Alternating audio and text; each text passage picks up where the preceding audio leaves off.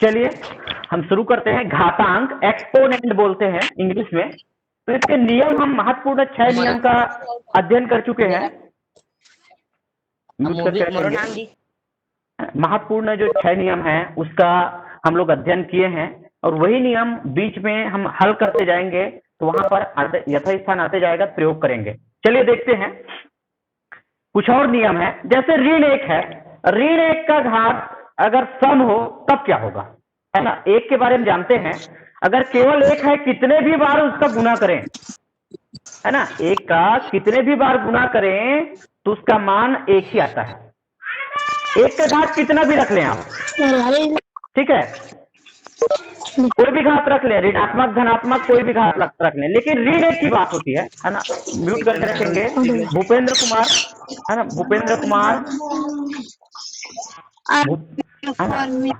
भूपेंद्र कुमार ध्यान देंगे, अपना जो साउंड है म्यूट करके रखिए। भूपेंद्र कुमार, ठीक है। अरे यार ये सेट किया हूं इनका, भूपेंद्र का, भूपेंद्र, है ना, आप सुन रहे हैं। आप जो है अपना साउंड म्यूट करके रखिए। मैं बार बार यहाँ से कर रहा हूँ, म्यूट कर रहा हूँ लैपटॉप से म्यूट कर रहा हूँ, लेकिन आप और ऑन कर दे रहे हैं। देखिए ना, बार बार ऑन हो रहा है, तो इससे क्या है, साउंड आते रहेगा, है ना। तो देखिए ऋण 1, है ना, ऋण 1 का घात सम का मतलब आप जानते हो, ऐसी संख्या जिसकी इकाई में 2, 4, 6, 8 और 0 आता है या 2 से विभाजित होती है, ऐसी सभी संख्याएं का क्या कहलाती है, सम। अगर ऋण 1 का घात, जैसे सम का मतलब है मैंने 200 लिख दिया, है ना, ऋण 1 का घात सम संख्या कोई भी ले सकते हैं आप, जैसे 200 लिखा तो इसका मान धनात्मक आता है, धन 1 होता है, ठीक है। या जैसे ऋण 1 का घात मैंने लिख दिया 50, 50 भी सम है, या 56 लिख दिया, 56 भी सम है, तो यहां पर भी इसका मान क्या आएगा, 1 आएगा। ऋण 1 का कोई भी घात रहे अगर वो सम वाला घात है ना, मतलब कितनी भी संख्या लिखा है वहां सम अगर लिखी हुई है तो उसका मान 1 होता है। अगर विषम लिखा है, जैसे ऋण 1 का घात विषम से आप लोग भली भांति परिचित हो, जिसकी इकाई में 1, 3, 5, 7, 9 आती है, या वह 2 से विभाजित नहीं होती, जैसे मैंने लिखा 197 लिख दिया, ऋण 1 का घात 197। अब हम इकाई देखते हैं, इकाई में 7 है, मतलब जरूर ये क्या है, विषम है, और विषम घात जब होती है ऋण 1 का तो उसका मान ऋण में आता है। ध्यान दीजिए, अगर सम घात है ना, सम घात है तो उसका मान 1 होता है, ऋण 1 का, ऋण 1 की बात कर रहे हैं, और विषम घात है तो उसका मान ऋण 1 होता है। और 1 का तो कोई भी घात रहे, 1 का धनात्मक घात रहे, ऋणात्मक घात रहे, या सम घात रहे या विषम घात रहे, केवल अगर 1 रहे तो 1 ही आता है ना, कोई भी घात हम लिख दें, यहां तक 1 का घात हम 0 भी लिख दें तब भी 1 होता है, ठीक है। तो ये देखिए, ये महत्वपूर्ण है, इस नियम का पालन होगा और इसके आधार पर हम हल करेंगे। और हमारे साथ आदरणीय राहुल सर जी ज्वाइन कर चुके हैं। नमस्कार सर जी। चलिए हम आगे बढ़ते हैं। हाँ देखिए, तो अब देखते हैं, यहां से हम टॉपिक से शुरू करते हैं। सरल कीजिए, है ना, इसमें जो प्रश्न है सरल कीजिए से स्टार्ट करते हैं। सरल करेंगे, ऋण 5 का घात 3, पहला नंबर का प्रश्न है, छोटा सा प्रश्न दिख रहा है, ऋण 5 का घात 3, यहाँ और दिया गया है ऋण 4 का घात 5, ऋण 2 का घात 6, ऋण 3 का घात 6, बहुत सारा है। चलिए हम कम से कम 2 तो देख ही लेते हैं। ऋण 5 का घात 3, इसको सरल करना है। अब यहाँ पर आपको स्पष्ट पता चल गया होगा कि घात अगर 3 है किसी भी राशि पर या संख्या पर, तो उसको गुणा के रूप में कितने बार लिखेंगे, हम 3 बार लिखेंगे, मतलब ऋण 5 गुना ऋण 5 गुना ऋण 5। लेकिन ये नियम से हम थोड़ा सा चेंज करके लिखते हैं उसको। देखिए किस प्रकार से लिखते हैं। मैंने यहाँ पर ऋण 10 लिखा, एक उदाहरण है, ऋण 10 लिखा, है ना। ऋण 10 का क्या मतलब है, ऋण 1 गुना 10, 10 एकम 10 और एक ऋणात्मक, ठीक है। मैंने यहाँ पर ऋण 19 लिख दिया, तो इसका क्या मतलब है, ऋण 1 का गुना कितने से हुआ है, 19 से हुआ है। इसी नियम का पालन करते हुए ऋण 5 का मतलब होगा ऋण 1 गुना 5। अब यहाँ पर हम ये देखिए वर्गाकार कोष्टक का प्रयोग करते हैं जब हल करेंगे। ये देखिए ये वर्गाकार कोष्टक है। वर्गाकार कोष्टक के बाद छोटा कोष्टक में लिख दीजिए ऋण 1 गुना, इसको लिख सकते हैं 5 है, और ये वर्गाकार कोष्टक को बंद करके यहाँ पर घात लिख सकते हैं 3। इस प्रकार से भी आप लिख सकते हैं। ठीक है, ये देखिए क्या किए हम, अभी भी कोई अंतर नहीं है ना। छोटा कोष्टक भी आप बना सकते हैं डायरेक्ट, चाहे तो आप इस प्रकार से भी लिख सकते हैं ऋण 1 गुना 5 पूरे का घात 3, इस प्रकार से भी लिख सकते हैं, है ना। ऐसे इस प्रकार से लिखे या इस प्रकार से लिखे, लेकिन जब भी हम ऋणात्मक कोई संख्या को गुणा करते हैं तो कोष्टक लगा देते हैं, है ना, ज्यादा अच्छा रहता है। कोष्टक लगा दीजिए, है ना, डबल डबल वहां पर चिन्ह दिखाई देगा, उससे अच्छा है कोष्टक लगाइए। ये देखिए हम 5 को धनात्मक लिए हैं और उसमें कितने का गुणा हुआ है, ऋण 1 का। ऋण 5 क्यों आया, 5 में ऋण 1 का गुणा हुआ है, इसलिए ऋण 5 आया। अब घात का नियम यह है, यदि कोष्टक के अंदर, है ना, यदि कोष्टक के अंदर कोई दो राशि का गुणा हो रहा है और बाहर में कोई घात है, बाहर में कोई घात है, तो ये घात जो है प्रत्येक राशि में जाता है गुणा के रूप में। मतलब ये देखिए इसका नियम ये है, जबकि करके आप यहीं पर बता देते हैं, जबकि a गुना b पूरे का घात m, a गुना b पूरे का घात m। तात्पर्य है कोष्टक के अंदर अगर कोई राशि गुणा हो रहा है, 2 या 2 से अधिक राशि, और उसके घात जो है बाहर में लिखा है कोष्टक के बाहर में, तो ये जो घात है प्रत्येक राशि पर आएगा। a का भी घात m होगा और b का भी घात m होगा। ये देखिए a का भी घात m होगा, b का भी घात m होगा, और तीसरा अगर c भी है तो उसका भी घात m होगा। जितनी भी राशि रहे प्रत्येक का घात m होगा। इसी नियम का पालन करते हुए हम यहां लिख सकते हैं, इसलिए ऋण 1 गुना 5 पूरे का घात कितना है, 3 है। इसको हम लिख सकते हैं। अगर ये कोष्टक आपसे नहीं बनता तो छोटा कोष्टक लगाइए, है ना, ऋण 1 गुना 5 लिखकर। तो ये देखिए यहाँ पर ऋण 1 का भी गुना 3 और 5 का भी गुना 3, ये देखिए इस प्रकार से लिखिए, ये देखिए, है ना। अगर कोष्टक के अंदर 2 या 2 से अधिक संख्या इस प्रकार से गुणा में हो और कोष्टक के बाहर घात लिखा है, तब क्या करते हैं, कोष्टक हटाने के बाद घात को प्रत्येक पद में लिखते हैं और गुणा का चिन्ह तो रहेगा ही। ये देखिए 3 घात है वो ऋण 1 में भी आ गया और 5 में भी आ गया। और ऋण 1 क्यों लिए हैं, हम कोई भी ऋणात्मक संख्या को ऋण 1 करके गुणा करके उसको धनात्मक में ले सकते हैं। ऋण 1 का गुना 5 से, क्लियर यहां तक, ठीक है। अब देखिए अभी मैं नियम बताया हूं, यदि ऋण 1 का घात सम है ना, या विषम है, विषम है तो कितना होता है, जबकि करके और बताना पड़ेगा, जबकि या कोष्टक में बता दीजिए इस प्रकार से बगल में, जैसे बगल में ना ब्रैकेट यहाँ इधर के लिए ले रहा है, क्या ले रहा है, अरे ब्रैकेट में बताइए ऋण 1 का घात अगर विषम है, क्या है, विषम है। ये देखिए ऋण 1 का घात अगर विषम है तो ऋण 1 होता है, उसका मान क्या होता है, ऋण 1, है ना। इस प्रकार से बता सकते हैं ऋण 1 का घात विषम में है, 3 है, मतलब क्या है, विषम है, तो उसका मान क्या होता है, ऋण 1 होता है। तो देखिए अब क्या करेंगे, ऋण 1 के घात 3 है तो उसको क्या लिखेंगे, ऋण 1। ऋण 1 का घात 3 है उसको ऋण 1 लिखेंगे। क्यों लिखेंगे, क्योंकि हम जानते हैं अगर ऋण 1 है उसका कोई भी विषम घात है ना, तो विषम घात होता है तो उसका मान हम क्या लिखते हैं, ऋण 1, और सम घात होता है तो उसका मान लिखते हैं धन 1, मतलब 1।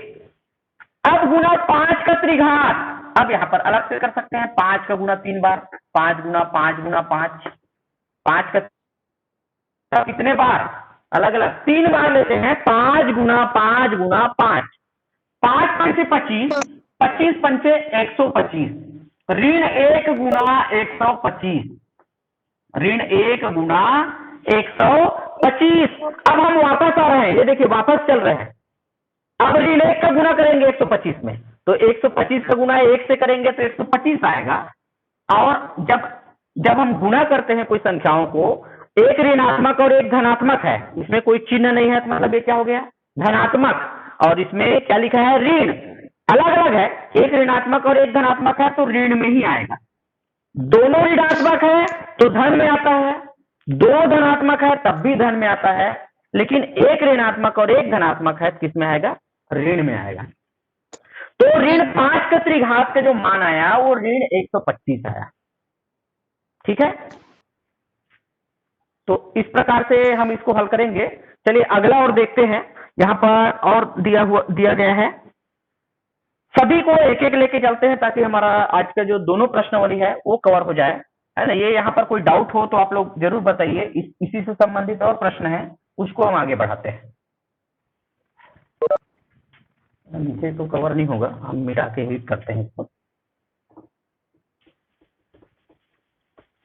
चलिए अगला, घातांक के रूप में लिखिए, है ना, ये लिखा है। यहाँ बहुत सारा प्रश्न है, घातांक के रूप में लिखिए। कम से कम यहाँ से हम 2 प्रश्न देखेंगे। एक है 15 गुना ऋण 15 का घात 25, है ना। घातांक के रूप में लिखिए 15 ऊपर का, हाँ हो रहा है ना, 15 गुना ऋण 15 का घात 25, ऋण 15 का घात 25 ये लिखा हुआ है। इसको घातांक में लिखना है। ये देखिए पूरा, अभी हम क्या किए थे, पूरा विस्तार कर दिए थे, हल में ले आए थे। घातांक मतलब किसी संख्या को लिखने के बाद उसमें घात के रूप में लिखते हैं।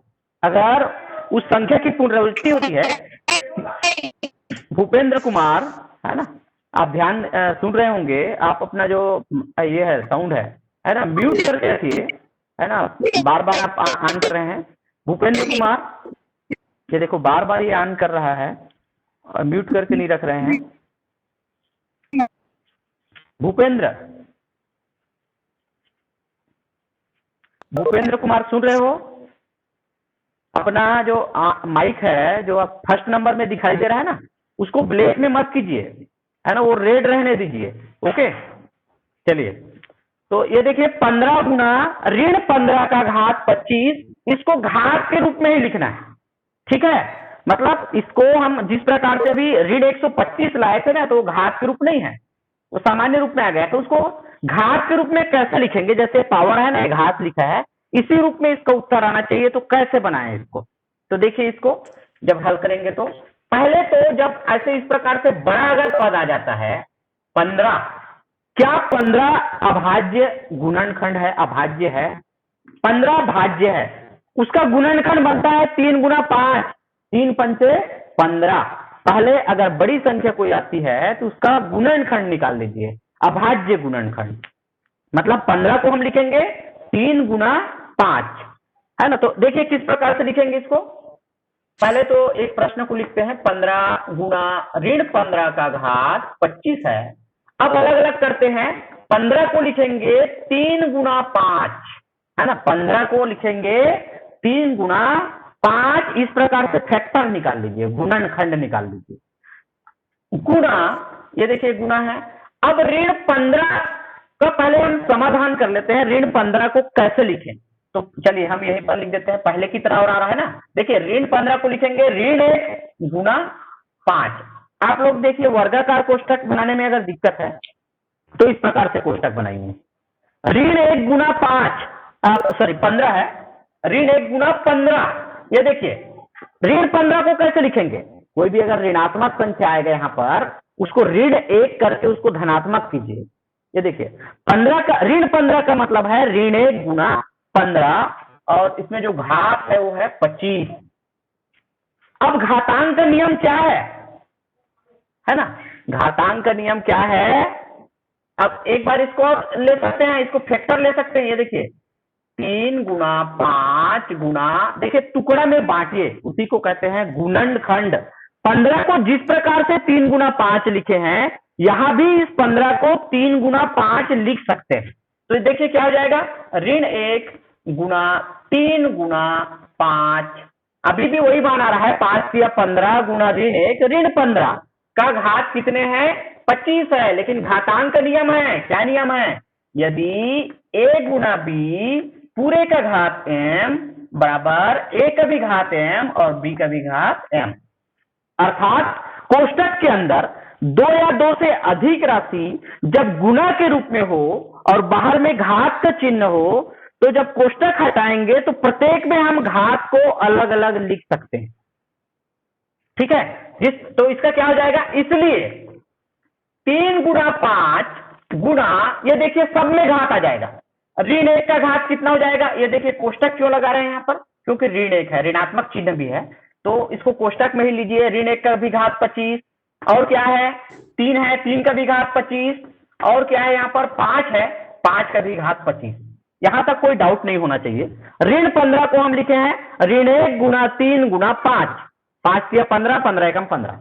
अब सब में घात 25 होगा घातांक के इस नियम से, a into B with power m equal to a with power m into b with power m। इस फार्मूले से हम लगाएंगे। अब हम जानते हैं यदि ऋण 1 का घात विषम है ना, ऋण 1 का घात विषम है 25, देखिए 25 क्या है, सम है कि विषम है, इकाई में 5 है तो विषम है। अगर ऋण 1 का घात विषम होता है तो उसका मान ऋण 1 होता है, ठीक है। ऋण 1 या बता सकते हैं कोष्टक में छोटा सा इस प्रकार से बता सकते हैं, पर ऋण 1 का घात 25 है तो इसका मान क्या होगा, ऋण 1 होगा ना, और 26 रहता तो 1 होता है ना। 26 का मतलब है सम घात, अगर ऋण 1 का घात सम में है तो 1 होता है, और विषम में है तो ऋण 1 होता है। चलिए आगे बढ़ाते हैं। इंप्लाइज 3 गुणा 5 गुणा, अब 1 हो गया, ये ऋण 1 है ना, अभी भी ऋण 1 आया है तो उसको ऋण 1 भी लिख सकते हैं इस प्रकार से। ऋण 1 गुणा 3 का घात कितना हो गया 25, और 5 का घात 25। अब देखिए गुणा करने पर चर का एक और घातांक का नियम लग रहा है। ये देखिए 3 यहां भी आया है, 3 यहां भी आया है, दिख रहा है, ये आधार के रूप में है, इसका घात कुछ नहीं है तो हम कितना मानते हैं, यहाँ पर 1 रहता है ना, एक घात यहाँ लिखा रहता है, उसको लिखने की जरूरत नहीं है। 3 का घात 1 कभी नहीं बोला जाता, लेकिन वहां पर कितना घात रहता है, 1 रहता है। सेम ऐसे ही 5 का घात 1 है, यहाँ पर देखिए 3 भी आया है एक बार, इधर 5 भी आ गया है। तो क्या होता है, जब हम घातांकों का गुणा करते हैं, जब हम घातांकों का गुणा करते हैं, पहले 5 पास में लिख लो, देखिए यहाँ पर एक 3 है, और 3 वाला क्या है, 3 का गुणा 3 का घात 25, ठीक है। अब देखिए 5 वाला कौन सा है, एक 5 है, और 5 का घात कितना है 25।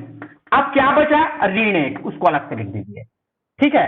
अब नियम यह है जब घात का आधार समान हो और वह गुणा हो रहा हो, जब घात का आधार समान हो, आधार का मतलब क्या है, आधार कितना है 3, आधार यहाँ 3 है, घात कितना है यहाँ 25 है, यहाँ 1 है, तो आधार को जोड़ते हैं। जब घातांक का गुणा हो रहा हो, आधार समान हो, तो आधार को एक बार लिखते हैं और उसके घात को जोड़ते हैं, लेकिन समान होना चाहिए। जैसे 3 है तो 3, 5 है तो 5, इस प्रकार से। तो क्या हो जाएगा, 3 का घात 1 धन 25, ये देखिए 3 का घात 1 क्यों आया, क्योंकि इसमें एक घात है, ठीक है। गुणा, गुणा का चिन्ह यथावत है ना।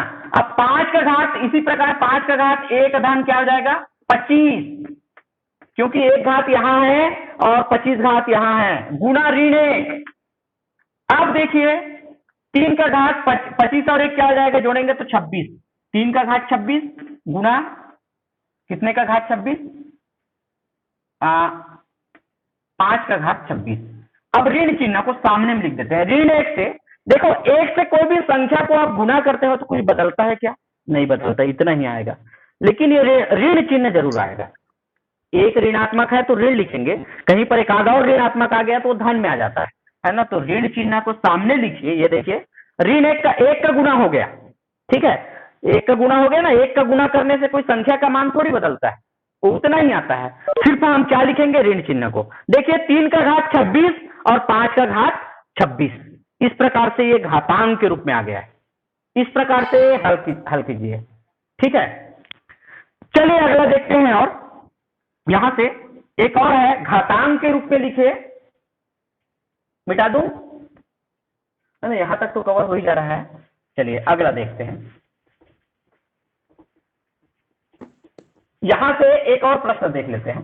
अगर भाग में रहे तब कैसे बनाएंगे, ये तो गुना की बात हो गया। भाग में रहे, एक सी नंबर है, दूसरे का सी नंबर में आप देखेंगे 12 का घात 5 भागित ऋण 12 का घात 3, ये देखिए 12 का घात 5 भागित ऋण 12 का घात 3, है ना, ये लिखा है। तो यहाँ क्या क्या नियम लागू हो रहा है, ये देखिए घातांक का नियम, आप 6 जो नियम है भली भांति, इसलिए मैं कंबाइंड पढ़ाया हूं कि वो 7वीं में भी काम आएगा, 8वीं में भी आएगा। घातांक का जो चैप्टर है, पूरे नियम जो पढ़ रहे हैं ना, पूरे इस 8वीं के लिए पूरा उपयोगी है वो, है ना, इसलिए दोनों को कवर कीजिए आप लोग। चलिए आगे बढ़ते हैं। ये भागित है, जिसको हम बटा के रूप में लिख सकते हैं, 5 का घात 12 का घात 5 बटा ऋण 12 का घात 3। ऋण 12, ये देखिए ऋण चिन्ह है करके कोष्टक में लगा के लिखते हैं इस प्रकार से, है ना, अलग से ऋण है करके। तो देखिए 12 का घात 5 भागित या बटा ऋण 12 का घात 3। यहां पर कोई डाउट नहीं होगा। अब देखिए नीचे में हम अलग एक नियम बना लेते हैं, है ना, यहां पर इसका गुणनखंड बाद में भी कर सकते हैं, बाद में इसका गुणनखंड हम कर सकते हैं जब घटा दें या उत्तर आ जाए, है ना, या अलग अलग भी कर सकते हैं, लास्ट में करेंगे, ठीक है। देखिए किस प्रकार से इसका गुणनखंड करना है।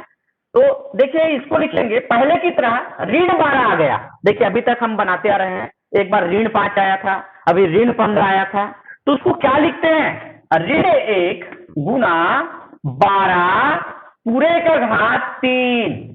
अब यहां पर एक नियम लागू हो जाता है, क्या नियम लागू होता है, a गुना बी पूरे का घात m बराबर a का घात m गुना b का घात m।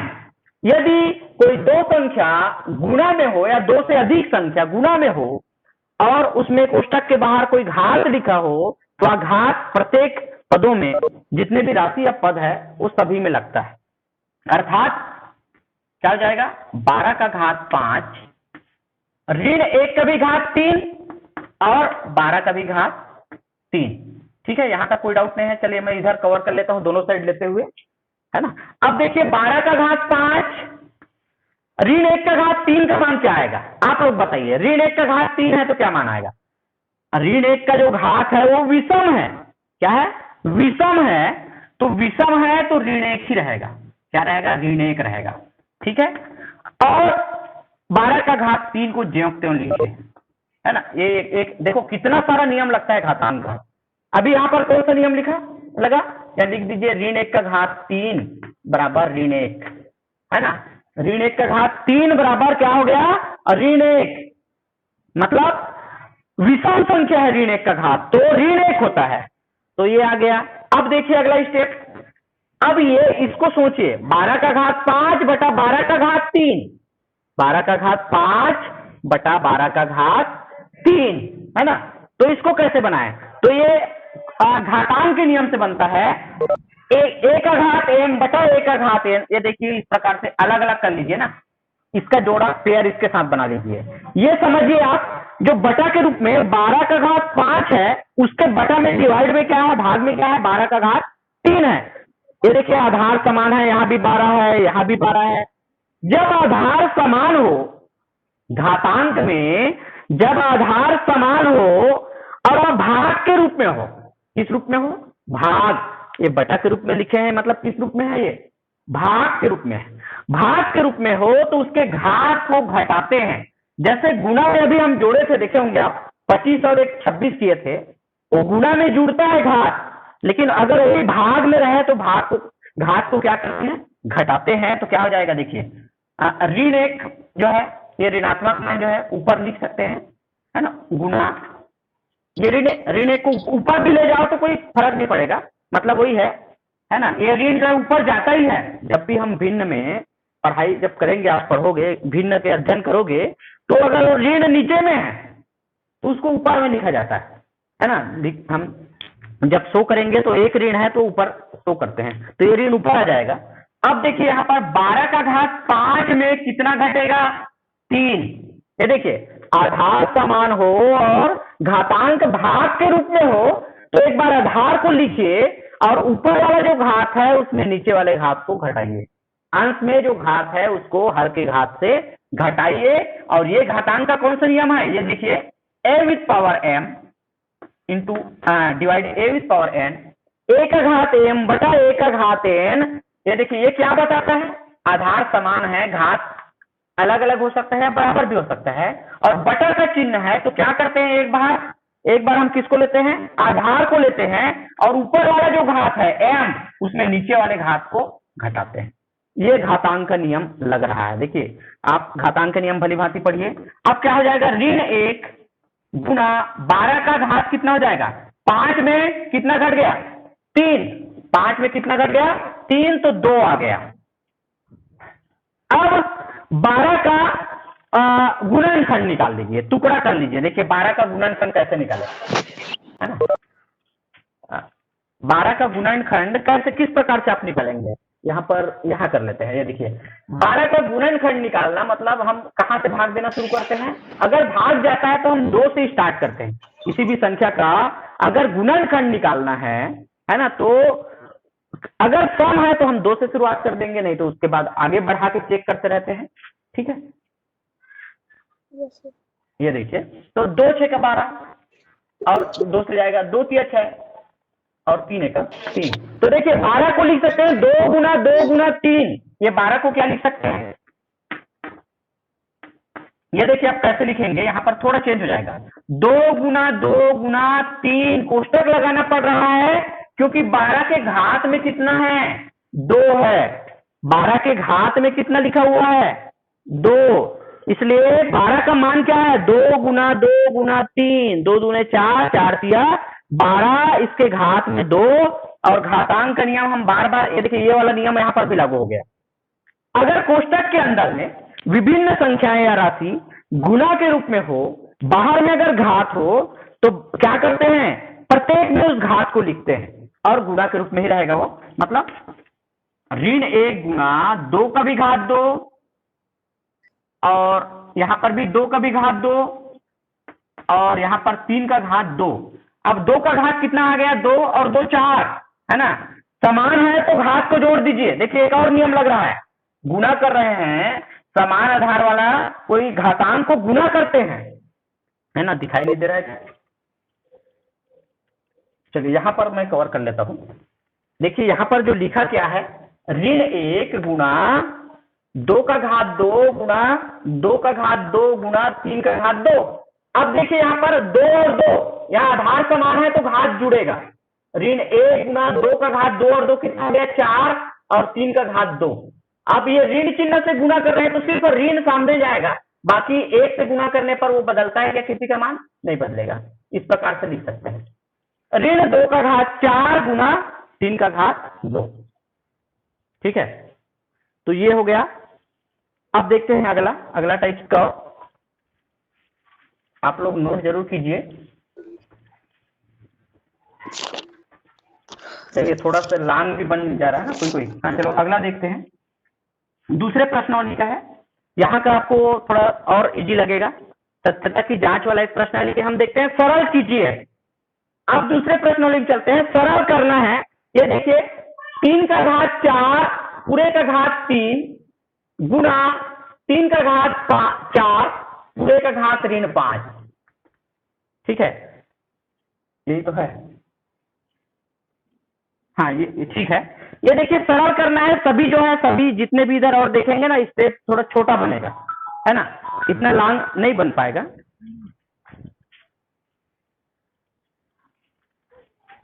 एक मिनट, कोई कॉल आ रहा था।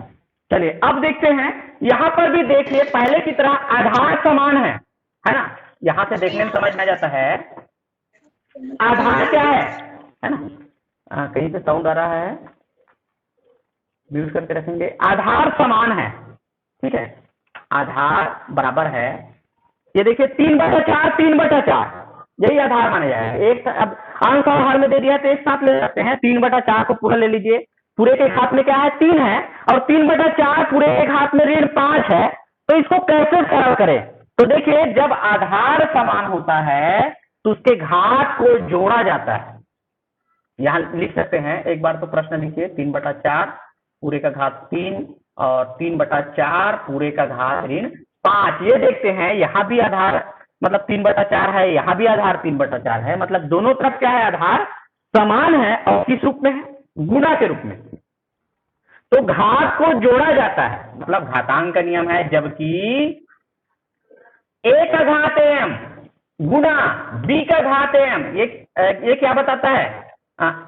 ए और बी नहीं लेते, आधार समान करते हैं, सॉरी। a का घात m गुना a का घात n, ये देखिए a, यहां भी a, क्या बताता है? आधार समान है, घात बराबर रहे या समान रहे, इसको क्लियर नहीं होता है। कोई भी हो सकता है, बराबर भी हो सकता है और असमान भी हो सकता है, ठीक है।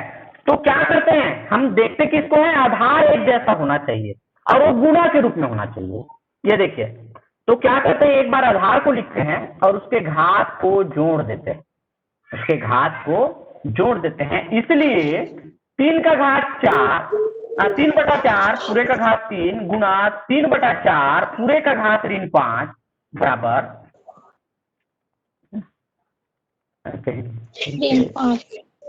ठीक है, म्यूट करके रखिए।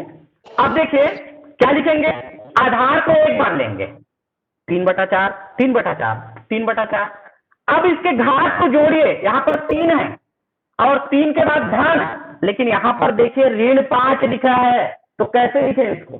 कोष्टक लगा के लिखना पड़ता है। ये देखिए हम जोड़ तो रहे हैं, लेकिन पहले से यहाँ पर क्या, कौन सा चिन्ह है? ऋण का चिन्ह है। और जब दो चिन्ह इस प्रकार से आ जाता है, ऋण चिन्ह और धन चिन्ह, है ना, तो प्लस इंटू माइनस करते हैं तो क्या आ जाता है, वो ऋणात्मक आ जाता है। मतलब 3/4 पूरे का घात कितना हो जाएगा, ऋण, अलग अलग लिखते हैं पहले, 3 ऋण 5। ये देखिए जब धन और ऋण दो चिन्ह आ जाए तब क्या करेंगे, है ना, इस प्रकार से प्लस और माइनस दोनों आ जाए तो प्लस इंटू माइनस, है ना, उसका जो मान है वो ऋणात्मक होता है। पहले ही बता चुका हूं, 2 अगर ऋणात्मक है तो धन लिखते हैं, 2 धनात्मक है तब भी धन लिखते हैं, लेकिन अलग अलग आ गया, एक धन एक ऋण, तब क्या करेंगे, या बाहर में ऋण रहता अंदर में प्लस रहता तब भी वो ऋण नहीं आता, है ना। तो ये अलग अलग चिन्ह है तो इसको घटा दीजिए, है ना, घटा दीजिए। 3/4 देखिए जो अलग अलग चिन्ह रहता है दो राशियों का तो घटा देते हैं, 5 में 3 घटाएंगे तो कितना आएगा, 2 आएगा। और कौन सा चिन्ह होगा, जो बड़ी है, 5 बड़ी है उसका चिन्ह लगाएंगे। तो देखिए ऋण 2, ठीक है। अब देखिए ऋण 2 है, अगर इसको धन 2 बनाना है, धनात्मक 2 करना है, तो घातांक का नियम ये है, उसके भिन्न के अंश को आपस में बदल दो, और भिन्न के अंश और हर को आपस में बदलेंगे तो वही कहलाता है उसको उल्टा करना, व्युत्क्रम। इसको उल्टा कैसे करेंगे, तो उल्टा करते हैं तो उसके घात जो है उसका चिन्ह बदल जाता है। घातांक का नियम है, यदि उसको उल्टा कर दिया जाए, व्युत्क्रम कर दिया जाए, ये आप लोग नियम पढ़े होंगे, 1/, या a⁻m है, मान लो इसको उल्टा करना है। सामान्य एक अंक की कोई संख्या इस प्रकार से भिन्न में नहीं है, इस प्रकार से संख्या दिख रहा है, तो इसको उल्टा क्या होता है, उल्टा का मतलब होता है 1 के बटा में लिखा जाता है, 1/a का घात m नहीं होगा, क्या हो जाएगा, ऋण m, है ना, m है तो ऋण m में होगा।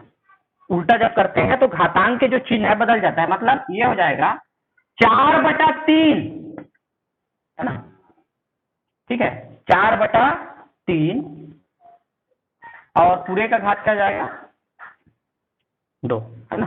जब भिन्न के अंश और हर को चेंज करते हैं तो इसके जो घात है उसका जो चिन्ह है वो बदल जाता है, और धनात्मक लाना ही है। आप सोचिए जब भी इस टाइप का कंडीशन आता है, घातांक आप हल करते हैं तो ऋण ला रहे हैं तब भी उत्तर तो सही आएगा, उत्तर सही आएगा, लेकिन जब हम उसको हल करते हैं लास्ट स्टेप तक तो उसको हम धनात्मक रख के हल कर देते हैं। अगर आपने धनात्मक नहीं रखा, ऋणात्मक रखा, तो उसमें भी कोई गलत नहीं है, ठीक है। चलिए देखते हैं, ये ऋणात्मक है उसको हम धनात्मक बनाते हैं तो इसके भिन्न के अंश और हर आपस में बदल गया। अब अंश में 4 हो गया और हर में 3 हो गया, लेकिन यहाँ पर अंश में 3 था और हर में 4। अब 4 देखिए वर्ग है, जिस प्रकार से कोष्टक के बाहर कोई घात लिखा है और 2 संख्या है तो प्रत्येक में घात जाएगा, मतलब 4 का भी घात 2 और 3 का भी घात 2। ये देखिए 4/3 का घात 2 लिखा है बाहर में, कोष्टक के बाहर, मतलब क्या तात्पर्य है उसका, 4 का भी घात 2 है और 3 का भी घात 2 है। क्योंकि हम सरल कर रहे हैं, हमको ये नहीं पूछा गया है घातांक में लिख के, तो क्या करेंगे 4 का वर्ग मतलब 4 गुना 4, देखिए 4 गुना 4, 4 का घात 2 मतलब 4 गुना 4, है ना, यहाँ दिख रहा है, और 3 का घात 2 मतलब 3 गुना 3, तो 4 चौक 16, 4 चौक 16 और 3 त्रिक 9, ये आ गया इसका उत्तर। 4 चौक 16 और 3 त्रिक 9 आएगा। चलिए आगे और बढ़ते हैं। एक सिद्ध करने वाला बताता हूँ, कुछ प्रश्न जो है वो कवर नहीं हो पाएगा ऐसा लगता है ना, 5 मिनट से है। चलिए एक सिद्ध कीजिए वाला है ना, इसका मान कितना आता है, तो 5/7 का घात है, यहाँ लिखा हुआ है 7 है 5/7 का, और 7/5 का घात है 7 है ना, और ऋण 3/19 का घात 2 है, और गुना 19/3 का घात भी 2 है ना। तो इसको सिद्ध कीजिए कि ये 0 आना चाहिए, है ना, सिद्ध कीजिए, ये पूछा गया है, सिद्ध कीजिए कितना आना चाहिए, 0 आना चाहिए। तो देखते हैं, हम लेफ्ट हैंड साइड को लेते हैं, जिस एक साइड को लेके चलेंगे, है ना, बायां साइड को हल करेंगे तो कितना आना चाहिए, 0 आना चाहिए। देखिए किस प्रकार से हल करते हैं। अब देखिए मैं सीधे समय जैसे कम है उसको देखते हुए, ये 5/7 है, ये 7/5 है, तो क्यों ना हम आधार को बराबर कर ले। 5/7 है तो इसको भी 5/7 बना दे, मतलब इसके अंश और हर को आपस में बदल ले। 3/19 है, 19/3 है, अंश और हर को एक जैसा कर लीजिए, मतलब 3/19 है तो इसको भी 3/19 बनाइए। तो ऐसा करने में क्या होता है, घात का चिन्ह बदलता है, ऋणात्मक है वो धनात्मक होता है, धनात्मक है वो ऋणात्मक होता है। तो ये हो जाएगा, देखिए 5/7, इसका हम चिन्ह नहीं बदल रहे हैं, वो ज्यों का त्यों रहेगा। दूसरे भिन्न को क्यों ऐसा कर रहे हैं, क्योंकि हम ये चाहते हैं कि आधार समान हो सकता है क्या, तो हो सकता है ये 5/7 है, ये 7/5 है, थोड़ा सा चेंज करते हैं तो आधार समान हो जाएगा, और आधार समान होगा तो गुणा में जो घातांक का नियम है वो लागू हो जाएगा। ठीक है, तो 5/7 कर दिए, तो ये देखिए धन 7 है, वो क्या हो जाएगा, ऋण 7। जब भिन्नों के अंश और हर को आपस में चेंज करते हैं तो उसके घात का चिन्ह बदल जाता है। अगर यही ऋण में रहता तो धन में हो जाता। ऋण, ये बीच में ऋण अलग से है। 3/19 को कुछ नहीं करना है, ठीक है, 19/3 को 3/19 बनाना है, चेंज करना है, तो इसका भी घात ऋण 2 हो जाएगा। अब घातांक का नियम ये है, क्या नियम है घातांक का, जबकि a गुना a का घात m इंटू a का घात n बराबर क्या होता है, a का घात m धन n। जब आधार समान हो, यहाँ भी समान है यहाँ भी समान है, और गुणा में हो तो उसके घात को जोड़ा जाता है, तो और आधार को एक बार लिखते हैं। ये देखिए 5/7 5/7, दोनों के बदले एक बार 5/7। अब उसका घात क्या है, यहाँ 7 है, धन ऋण 7, मतलब जोड़ो, लेकिन जोड़ते हैं लेकिन ऑलरेडी पहले से जब ऋण चिन्ह है तो कोष्टक लगा के लिखिए इस प्रकार, ठीक है। ऋण का चिन्ह है बीच में, 3/19, यहाँ भी 3/19, यहाँ भी घात को हम जोड़ रहे हैं, 2 धन, कोष्टक में ऋण 2 लिखेंगे क्योंकि एक ऋणात्मक है, लेकिन नियम तो यह है जोड़ना है ना। अब पहले की तरह एक धन और ऋण चिन्ह आ गया तो हम किसको लेते हैं, ऋण चिन्ह को लेते हैं, किसको लेते हैं, ऋण चिन्ह को। तो यहाँ 7 ऋण 7 और 3/19, यहाँ भी 2 ऋण 2 हो गया। ये देखिए 2 ऋण 2 7 ऋण 7 है ना, मैं इस साइड में करता हूं, यहाँ पर शायद दिखेगा, है ना। अब देखिए 7 ऋण 7 का मतलब क्या होता है, 7 में 7 घटेगा तो कितना बचेगा, 0 बचेगा। ये देखिए पहली बार इस प्रकार से घात आ रहा है, 7 में 7 घटाए घात 0 हो गया, ठीक है। और ऋण 3/19, इसमें भी 2 में 2 घटाए तो घात 0 हो गया। और ध्यान दीजिए कोई भी संख्या है, कितनी बड़ी भी संख्या है, अगर घात 0 होता है तो इसका मान 1 होता है, ठीक है। यहाँ भी घात 0 है तो इसका भी मान क्या होगा, 1। 1 ऋण 1 और 1 ऋण 1 बराबर, 1 ऋण और 1 बराबर होता है 0, और यही कौन सी साइड में है, राइट हैंड साइड। तो लिख सकते हैं लेफ्ट हैंड साइड के बराबर है राइट हैंड साइड में, 60 में ये लिख दिया, और आप लोग लिखेंगे तो ये पूरा उतारना, तो इसके बराबर क्या प्राप्त हुआ, 0 प्राप्त हुआ, और यही सिद्ध करना था। चलिए मैं यहाँ पर थोड़ा सा और बताता हूँ। घात अगर 0 है कोई भी संख्या में तो उसका मान 1 होता है, 1। जैसे मैंने लंबा चौड़ा लिखा 3 1 धन 5 पूरे का घात 0, तो वहां भी 1 आएगा।